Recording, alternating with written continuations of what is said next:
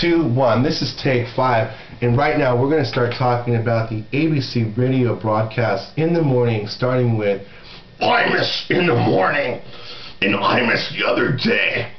You made me spit out my coffee. I laughed so hard when you were talking about that you've been around cattle and cattle ranchers during that news story with the beef recall here in Los Angeles, Chino, with the cruelty to animals.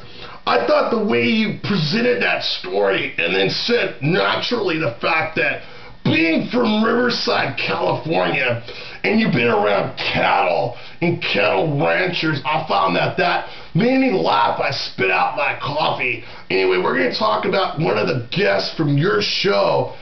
I would call him the sucker K for all Republicans. Imus, your show, I would have to say, is terrible. I don't see how anyone could listen to your show, but some of the guests and some of the guys that are talking on the broadcast kind of make me laugh, because why do good things happen to good people anyway? Horrible. Anyway, we're going to talk about Imus, and I'm going to work on those impersonations. But talk about loser candidate number 1. And I'm going to have to rebuttal, because I called into the ABC broadcast and talked to the Peter Tilden show, and I made a suggestion and statement that Mitt Romney's candidacy all along, he never intended to win, that his candidacy was never legitimate. Full of shit up till Super Tuesday, and then just cut out after everyone had already voted.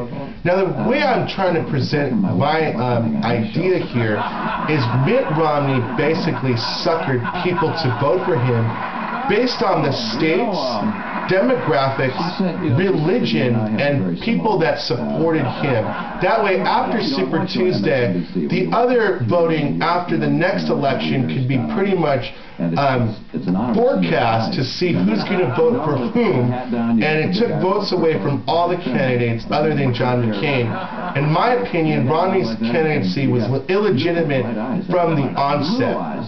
So that's going to wrap it up with this horse shit kind of show. We're going to now go to the Sean Hannity show, and Sean Hannity combs his hair. Although I have to admit, I do listen to the Sean Hannity show, and I like some of his guests. Listen to the General Petraeus a couple of weeks ago on your show, but some of your other guests, and when you're a guest on other shows, you show that you're a conceited prick, in my opinion. When you were on the Levin show yesterday,